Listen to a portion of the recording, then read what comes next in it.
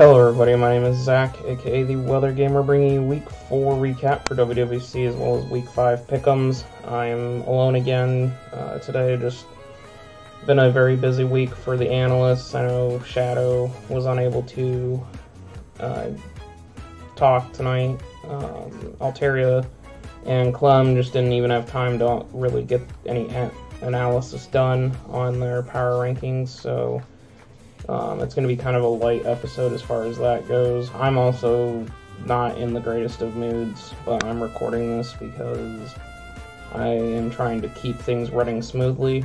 Even though I'm not happy and in a bit of a depression, I'm going to try and keep this running, so I'm sorry in advance for not bringing my usual chipper, happy content.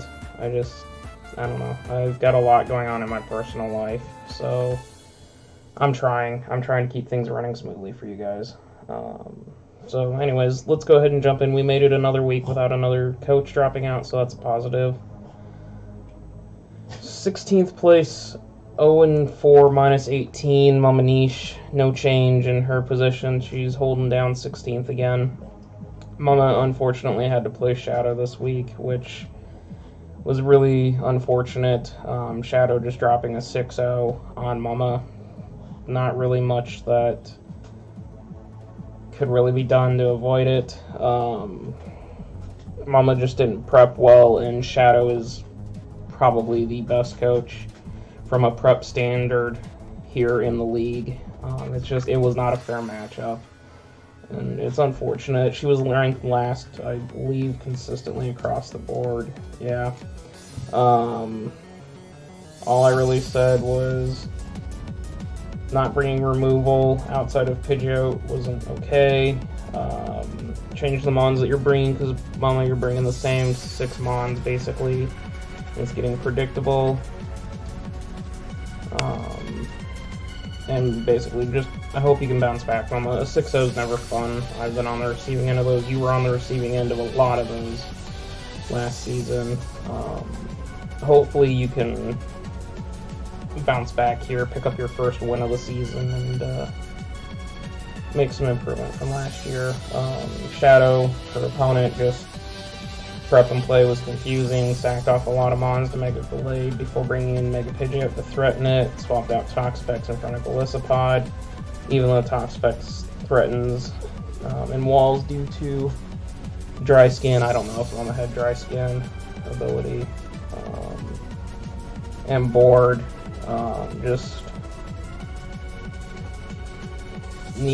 She needed removal. YM didn't have defog, but bringing the same 6 again, kind of like I said. Giran and the Lofoten Agrons are in 6th position, or not 6th, 15th, minus 1 and 3, minus 11, dropping 2 spots. Giran got 6-0'd by, oh wow, why am I drawing a blank here on who Giran got 6-0'd by? I swear I'm fine, okay, Loft, who dropped the 6-0 on you? Dragoon, dropping the 6-0. Giran just didn't have anything for the rain. Rain just, and unfortunately there were a lot of burns, a lot of really bad burns, just hacksy burns out of Shandor, but he didn't bring the defensive core he needed, he didn't bring the right mons. It really was just a prep, and that's what really messed him up. It's just, yeah, you bring the wrong team. Your team's too good. I don't know why you're consistently getting blown back. Shadow didn't bring anything to beat Rain when Tangrowth walls Mega Swampert. Prep and play falling off from the previous week when Giran got his first win. Clem had him in 15th. Board actually had him in 14th. Just nothing to take hit from Shandy, let alone anything to stop. Except Scarf Crook. Just was not great. This was a perfect time to bring the double wall. Pex would threaten and deal with Shandy, while, unless Shandy was carrying Psychic, and Tangrowth could take care of Pert. And those are two of his biggest offensive checks gone off the board right there. This was definitely the need for the double wall, and Garen just didn't bring it. Like I said, Clem and Altaria didn't have time to put their discussion in, so not a lot there. Houston Hydra, or not Houston Hydra, I'm sorry, Slick, I just about skipped you there for a second.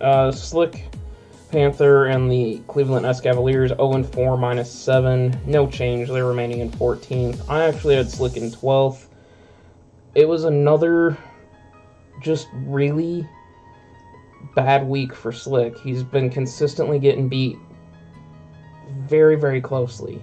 His average margin is like 1.2 loss, because he's 0-4 -7. He's not 1.2, 1.8, something like that. 4 times whatever. It's some math fraction that my depressed brain can't do, but normally could do.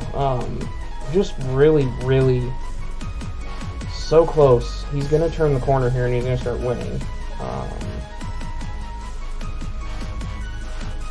Diggersby just wasn't used right. Just sacking it to set up spikes instead of taking down Heatran. I think that's been his biggest issue. I think Spare hasn't used Diggersby correctly, and it's cost him, because every match that he's brought Diggersby, it's not been the right Diggersby set, and Diggersby gets blown back, and Diggersby isn't a huge offensive threat for him. And yeah, I think Slick's going to turn the corner here very, very quickly. I don't know if it's going to be this week. I'll talk about that when we get to the pick'ems, but he's going to turn the corner eventually. He's getting this team figured out. Shadow actually also had him in 12th. First win being very close. Lost because he missed a Seed Flare on Araquanid, which caused you to be under webs. Instead of going spikes with Diggersby, definitely starting to understand the team, but need to get things rolling, because right now the Shadow's already thinking playoffs a quarter of the way into the season, or a third of the way into the season. That playoffs are going to be challenging. He's not wrong, but anything can happen. Board had him all the way down in 15th. Mainly complaining about constantly bringing the wrong Diggersby set. Could you please go away? You're not... Go. You don't need to be in here. Go on. This isn't your room. Sorry, my dad's dog keeps coming in here to look for food.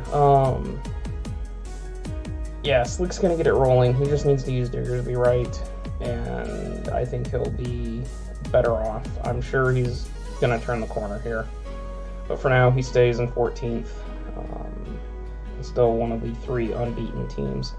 The last of the, or not unbeaten, one of the 3 last winless teams. Nikki and the Houston High Dragons, the last of the winless teams, currently sitting in 13th, moving up 2 spots from last week, 0-4 -13. Nikki played Spare, and I thought this was going to be a bit of a bloodbath again, just because Spare has a little more experience than Nikki does. I think he played this game very, very, very well. Gave Spare a very good run for his money. Just made a few mistakes. Setting rocks turn 1 was great, knowing that Amon was changing out. Synthesis with his Mega Venusaur on the Lottie switch was great, because it got Veno back to full health. Using Finny really well to check Latios. For the most part, should have hazed sooner, which is a common complaint across the board.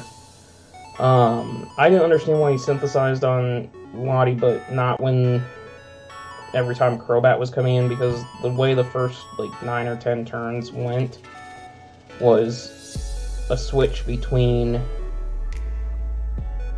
Crobat Venusaur, Mudsdale, and Gastrodon. Those 4 kept switching in and out, as Nikki led with Mudsdale. I believe it was Crobat lead, or it was some other lead that pivoted out on Nikki, allowing him to set rocks. Then Gastro came in to threaten Mudsdale. Mudsdale goes out, in comes Venusaur. Gastro goes out, in comes Crobat, in comes Mudsdale. And it was just a cyclic pattern that kept repeating. I don't understand why when Veno had taken damage, he didn't synthesis up the damage on the switch.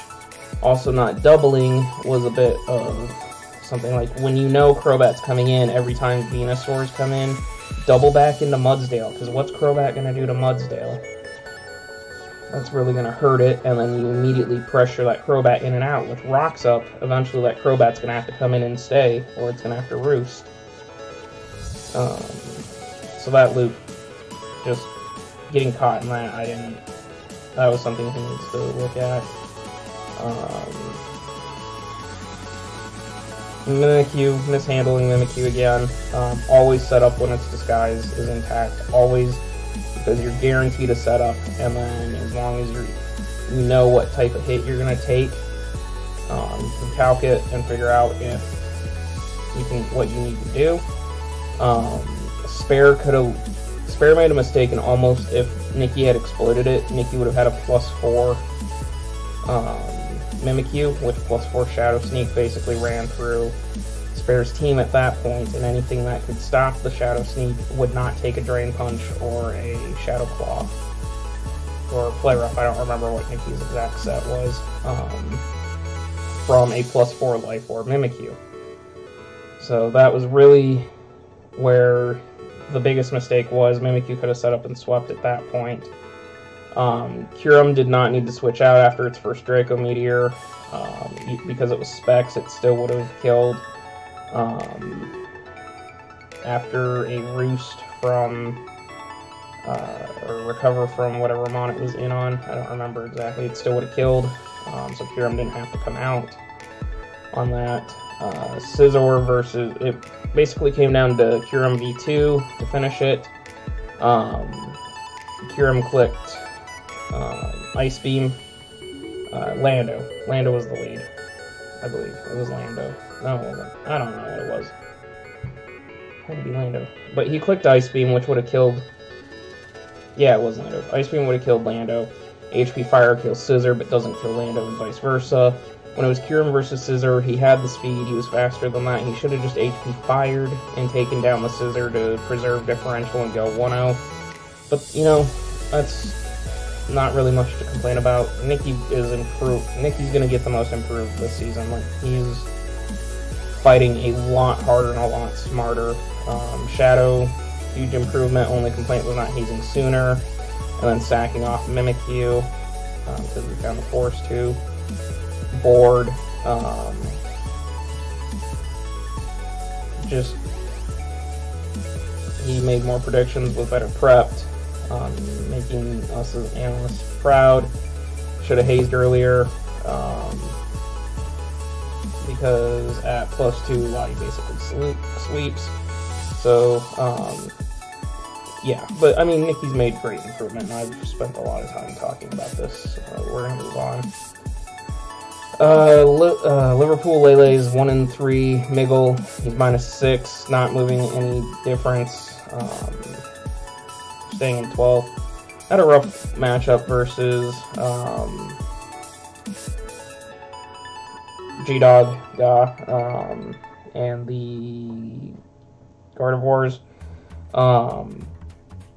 Early game plays are what really cost him. He baton passed -attack into Infernape, plus speed minus attack. That really just kind of, it let the Incineroar live. Incineroar takes down Infernape. He loses, that's Nikki's I'm looking at, loses his major offense, basically went down in the first 5 or 6 turns. He played well to take it down to a 2-0 loss, but opening games really cost him.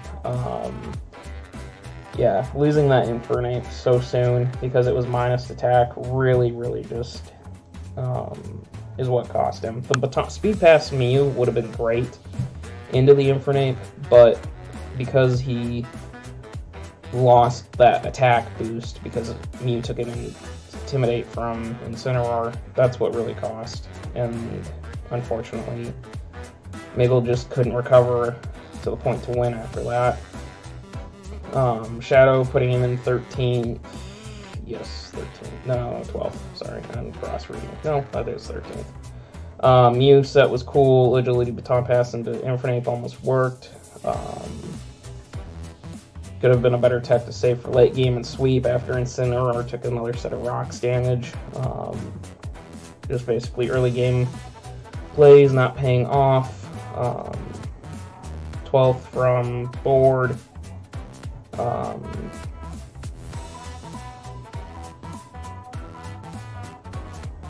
Board just used a lot of, you know, like you've been dealt a bad hand, here's what you gotta do type of thing. So, Savage and the Baltimore Murkrow sitting in 11th at -2 and 2, -2, falling 2 positions. There's a lot of 2s between. There's a lot of 2. No, he's not -2, he's -5. That's a miss thing. Sorry, I'm fixing this line. That's a miss thing. But still a lot of 2s. -2 and 2, -5. Another very hacksy win. Just, it's been a hacks season for Savage outside of week 1 where he got blown back by Dragoon. His week 2 match was won on a roll. His week 3 match versus me was lost on a roll. And then he wins this week again on another roll with a missed Seed Flare. Just, it's hacks. Like, he needs to go sacrifice a shiny Haxorus or something to clear these hacks. He pulled it back from basically almost losing this game with Bulu, but not much really else to say. Like, Savage, I think, was down 4-2 at one point, and he ended up pinning it up with Bulu. I think Shadow just mentions more hacks, another very close game. Only reason he's lower than the Sentryx and the Charizards on his list. These 3 out of 4 games come down to hacks. And again, focusing on playoffs. Because unfortunately, Savage is in a very difficult division. He's in a division with 3 of the top 5 teams. So that division is just loaded. When their lowest ranked team is 2 and 2. It's just a loaded division. I myself am with the Charizards is sitting in 10th at 2 and 2 +2, falling 2 positions. There's the string of major 2s. Didn't bring rocks and it cost me because it allowed a sashed Mamo to live and come in and clean up with Ice Shard. Just, I didn't really know where to place myself, so I put myself in 11th, but it was honestly just, first off, Matthias, congrats. We played a game without hacks. For those of you that don't know, Matthias and I can never go a game without hacks somehow determining the matchup. The last time I played Matthias was over in APA, and he crit my Mega Charizard X when I was going to sweep with it, and we ended up going to a 0-0 win for him because that's how Showdown awarded it to him. But if he hadn't crit my Charizard, I would have swept and taken care of his team. But it's whatever. But yeah, I just played poorly around the Mamo and a little too safe with some of my things. Unfortunately, I could have won it with Zam, but I had to have my Sash break, and once my Sash broke, I didn't have nearly enough HP because Alakazam is such a fragile mon. Ice Shard basically took me down. But it is what it is. We'll see if we can bounce back. Shadow put me at 10th. Very close game. Only lower than Spare because one of my wins was due to hacks. Board had me up at 9th. should have sent more sacrifices to RNGesus before that match, just because hacks have been something of mine for the season, but Dragoon has taken them away.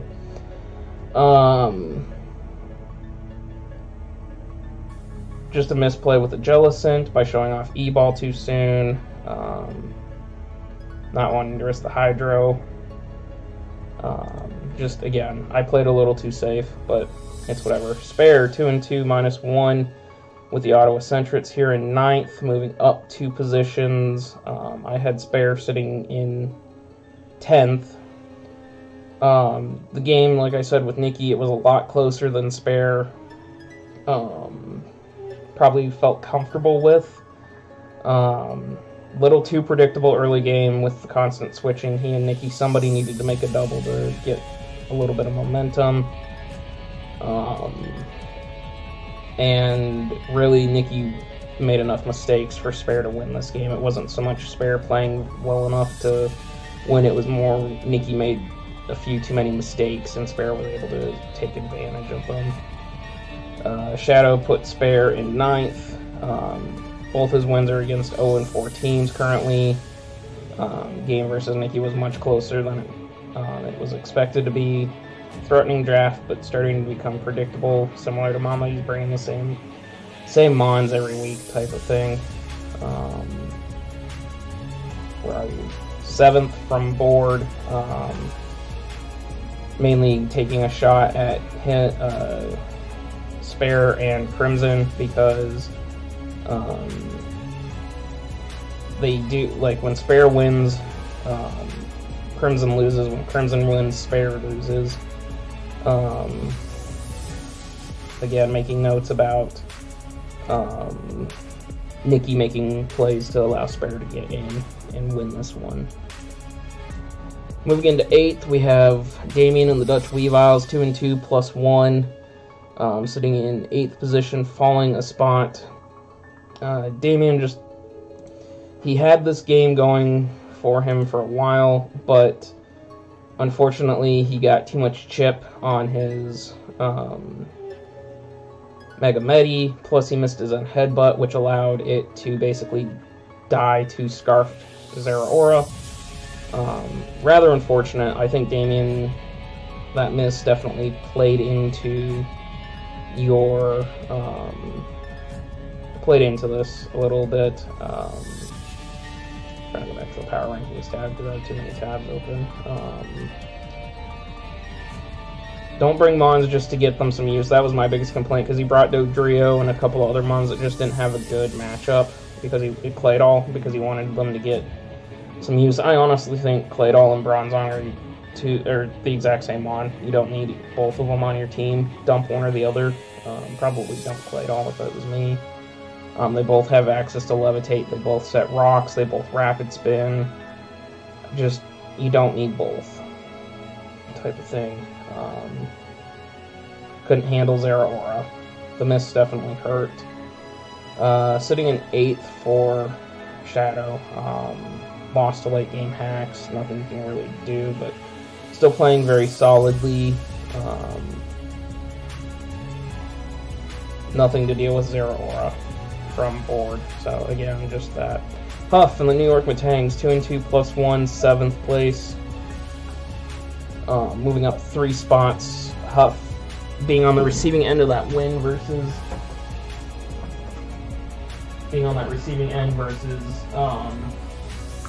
Damien. Scarf Zeraora putting in work, got the hacks needed late game to have that Medi taken off chip. Basically was able to take the hacks and run with it. Great prep, great play.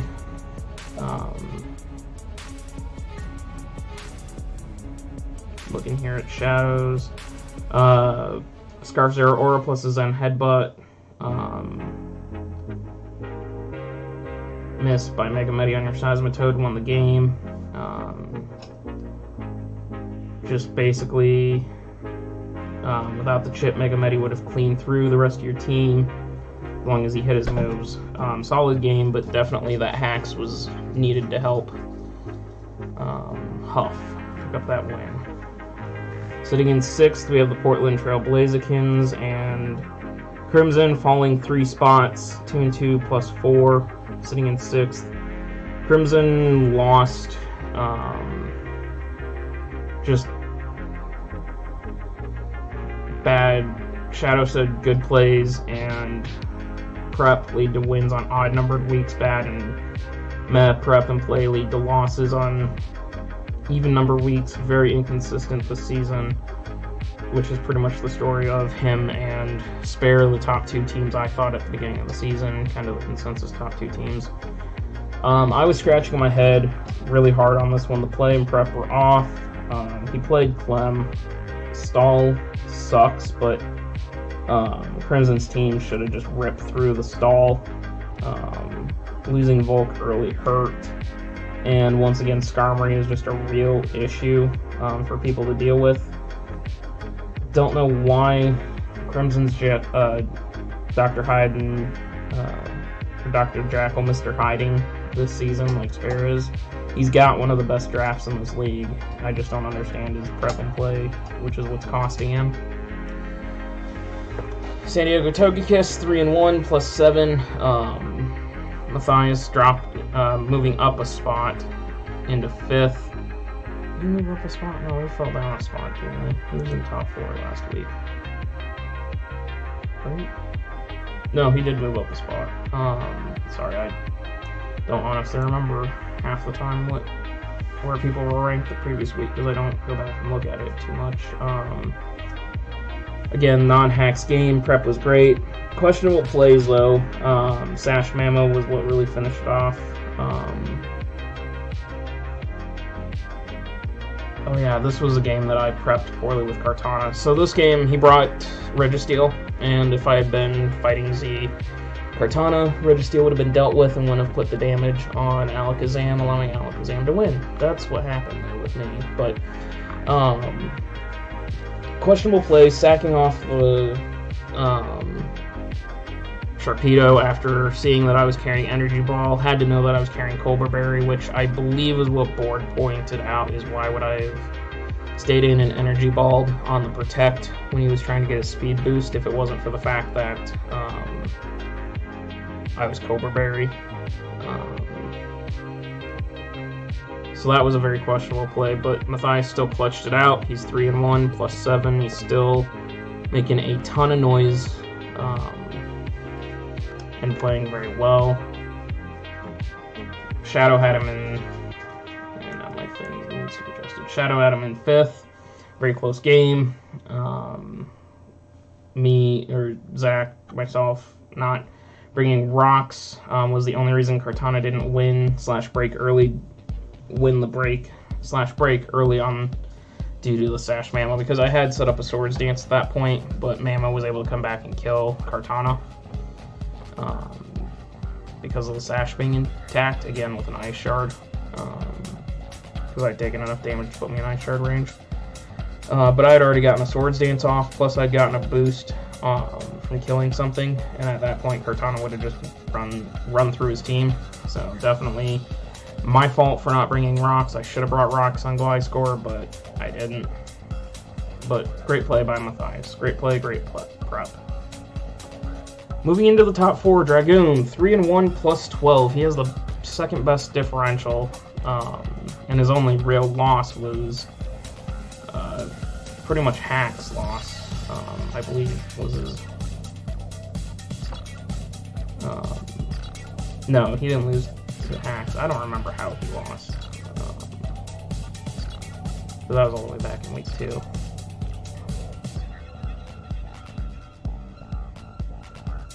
Oh, it's because Savage got a roll, and Hacks won that one. Yeah, so Hacks was the reason Dragoon is not currently 4-0. Just commanded this game. Complete domination. He had this game from the very beginning. I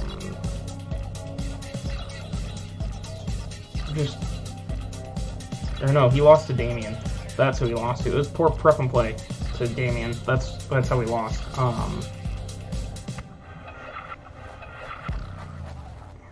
He's been consistent just as consistent as the 3 listed above here. And he actually gets to really prove his merit because he's got to play Shadow now. Ford, put him in 4th. Just mentioning stealing my RNG shrine. Shandy was amazing. How is no one prepped solidly for rain yet? He's commanding these victories. The last 2 weeks he's been in commanding control. And so that's why Dragoon's now in 4th, vying for the top spot, hopefully getting some of these former PCF or current PCF coaches out of the top 3.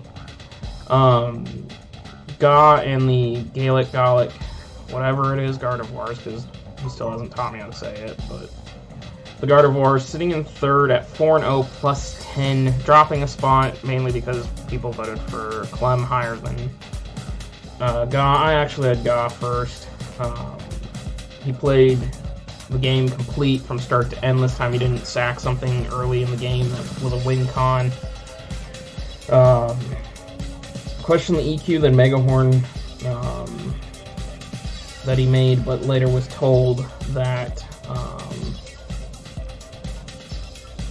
it was for a reason. It was to make sure that he didn't lose to hacks. So it was just a great play. And my low tick actually got a boost, got a competitive boost, and could have really run through things. So people are gonna have to be careful with that my low tick. And I honestly think Guy's been playing the best of this season. Like, yes, Shadow's got some quality wins, but he's beat Nikki, he beat Nikki, he beat Mama, 2 of the bottom 4 teams. And so that's why I can't completely say, yes, Shadow is definitively number 1. He was 3 for Shadow.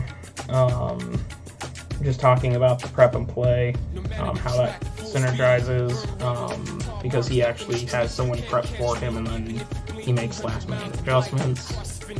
Ford had him in 3rd. Again, didn't choke one of his win cons turn 2. Same thing, being confused, but we both got that because it guaranteed Brave Bird killed from Tapu Koko. So that's why if he risked or missed the Mega Horn, he at least could kill with Brave Bird on the Koko.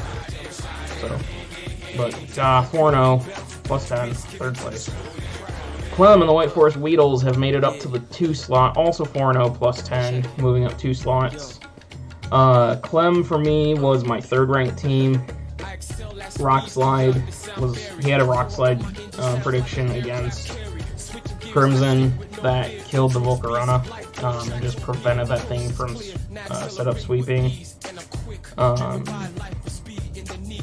He's forced his way up here after me thinking he had one of the worst teams. He's forced his way up here. A little unhappy about the amount of times he toxicked. I did unban Toxic Stall. It's too hard not to do it. I just advise all the coaches not to be dicks about it and Toxic Stall, or I will get very mad about it. Like, if you Toxic Stall all 6 months, I will get mad and we will be having a chat. But aside from that, he played pretty well. Didn't really expect him to win this one, but he did. Just, again, Crimson poor prep, poor play, and Clem took advantage of it. Shadow put him at 2, played a great game against one of the scariest drafts. The only reason you're not number 1 is because you've been inconsistent over your 4 matches through your 4. Play was iffy. But this week proves why he shouldn't be slept on. Ford had him in 1st. Just because of work up Tauros, putting in work. Real MVP was Buzzwall Rock Sliding, take out the Volt. Racking up toxic damage to close it out.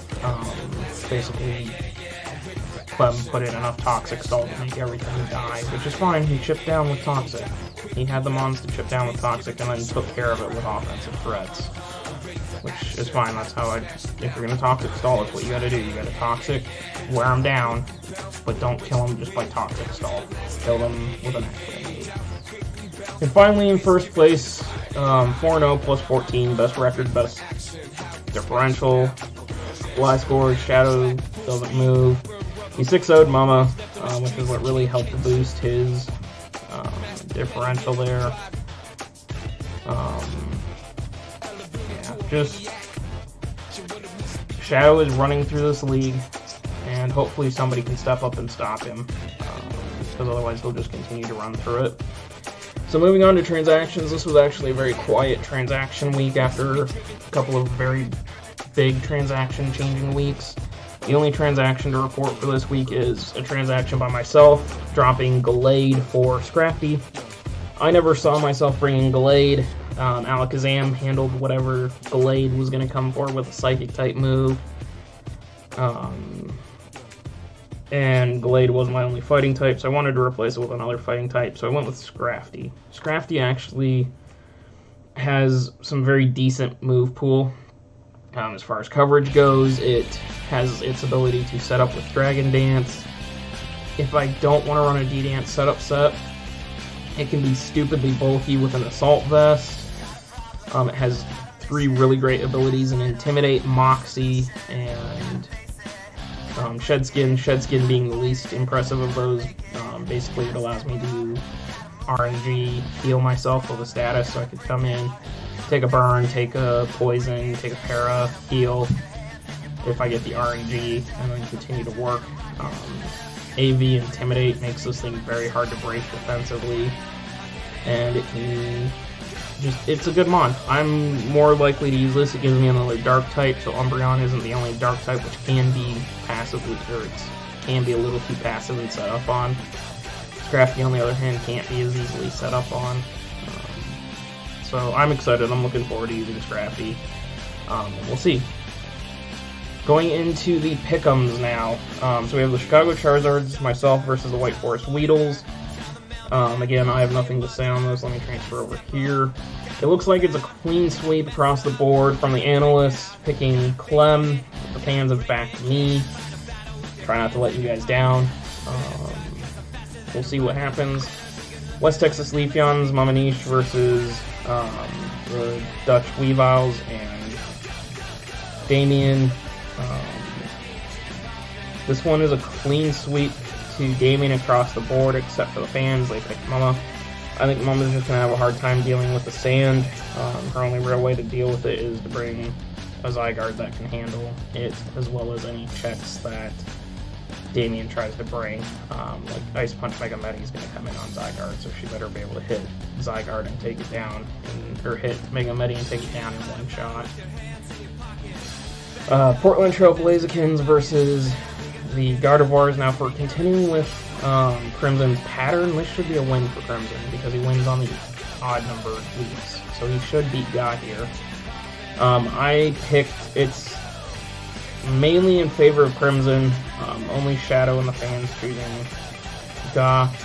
I just don't know if, I don't know how, with all the threats that Crimson has, how Ga can handle them all if Crimson is on his game. If Crimson is not on his game, Ga's going to win this game. But I think this is where Crimson gets back on his Dr. Hyde, or Dr. Jekyll. Well, that's twice I've screwed that up. He gets back onto Dr. Jekyll and produces a very quality game. Baltimore Murkrows versus the Liverpool Lele's. This is another split decision with Clem, the fans, and Board going for Miggle.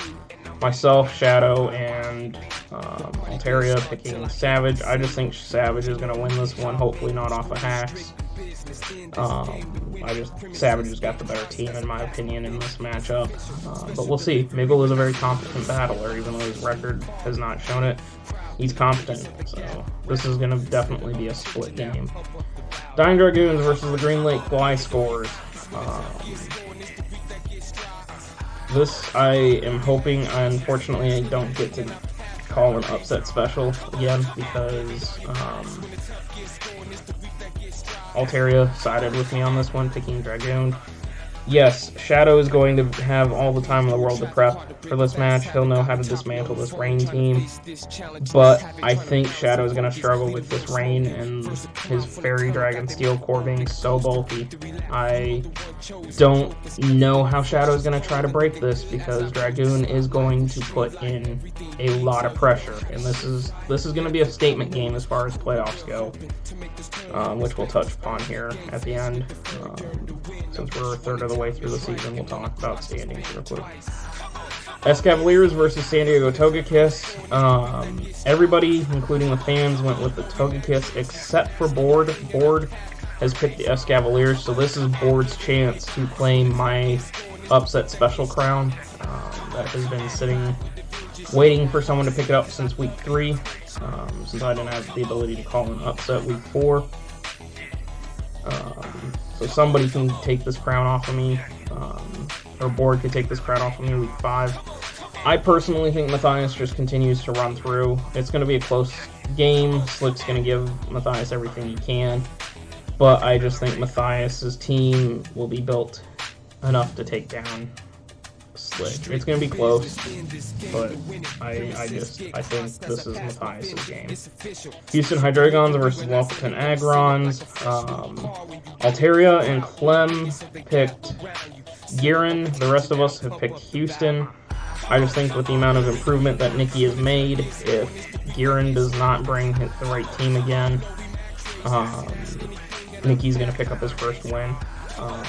It's really going to come down to if Giran can get the prep and play down for this week. Finally, we have the New York Watangs versus the Ottawa Centrets.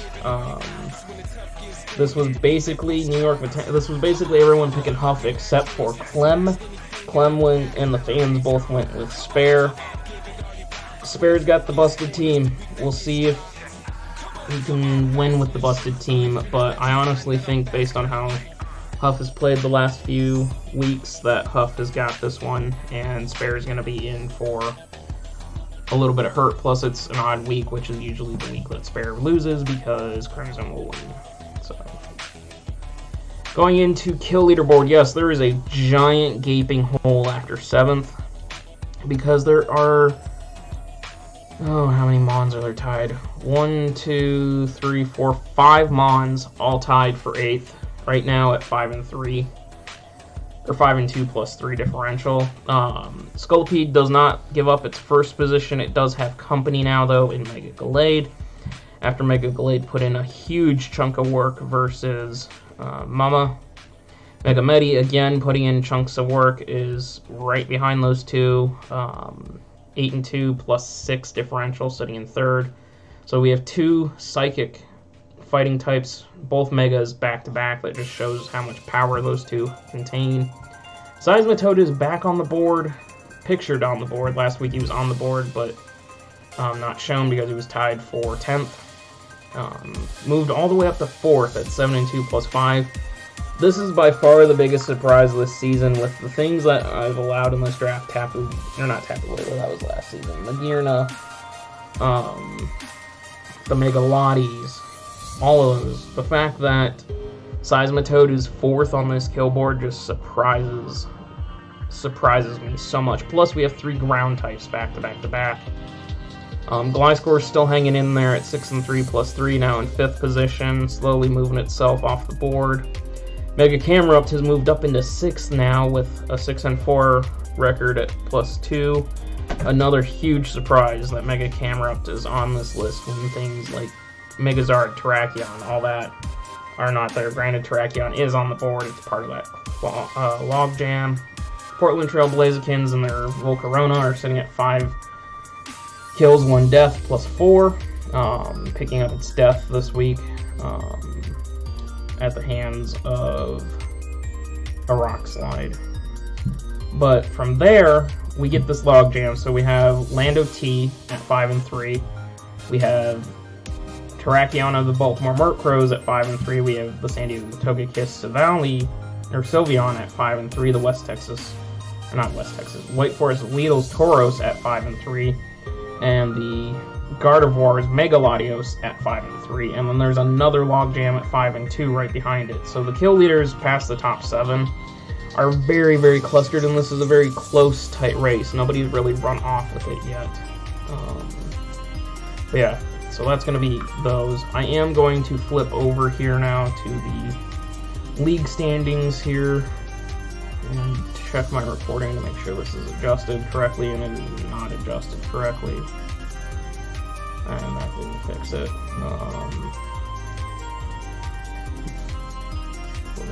Okay, so I can move it. So there's your... Don't full size, please. No, stop. There we go. Go back to where you need to be. Thank you. So there you can see the conference standings. The Orange Conference is currently being tied for a lead between the White Forest Weedles and the Gaelic Gardevoirs, both 4-0 plus 10. The San Diego Togekiss right behind at 3-1. Then a bit of a logjam of 2-2 teams. Bringing up the bottom is the Cleveland Escavaliers. Very, very tight conference right now. Indigo is just as tight with the Gliscors and the Dying Dragoons. Then your mid teams are all very, very tight as far as 2-2, +1, +1, -1 jockeying there. Looking at the divisions, the Mikan division is just absolutely stacked with 3 of the top powerhouse teams, 3 of the top 5 teams sitting in that division. Plus you have the Murkrows at 2-2 there. The Trovita division, Gliscors are running with it right now, but the Weavils are threatening, as are the Sentrets. Naval division has kind of come down for now so far between myself and the Zards and the Portland Trail Blazikins. But the Liverpool Lilies are one quality win away from being right in there, and the Escavaliers need to put in some work. In the Kumquat division, Dragoon is running away with this right now as far as differential is concerned, but the Metangs are only 1 win behind them. Otherwise, the bottom 2 in the league are in this division, so the Kumquat looks to be a race between the Dying Dragoons and New York Metangs, unless something changes for the Hydreigons or the West Texas Leafeons. And that will bring us into playoffs here, and I'm going to try and adjust. Yep, there we go. So currently, if the playoffs were to start today, after a quarter of the way or third of the way through the season, we'd see the White Forest Weedles taking on the San Diego Togekiss, as the White Forest Weedles are the current champion of their division. San Diego Togekiss would be a wild card. Portland Trail Blazikins would be in as the winner of their division, taking on the Gardevoirs over on the orange side. On the indigo side, you see the Green Lake Gliscors. They're the division winner. They'd be taking on the New York Metangs. The Dying Dragoons are their division winner and would be taking on the Dutch Weavils in a very, very interesting rematch. But again, this is only a quarter of the way through the season, third of the way through the season, so we'll see how things shake out. I'll give another update as we get closer to playoffs and these races start to tighten up. So with that, I'm going to get out of here. Again, sorry for a lower quality, lower energy video. I can see that I'm still around 50 minutes, so. But yeah, that's going to be it for this week. Check out the links in the description down below. With that being said, I'm going to get out of here.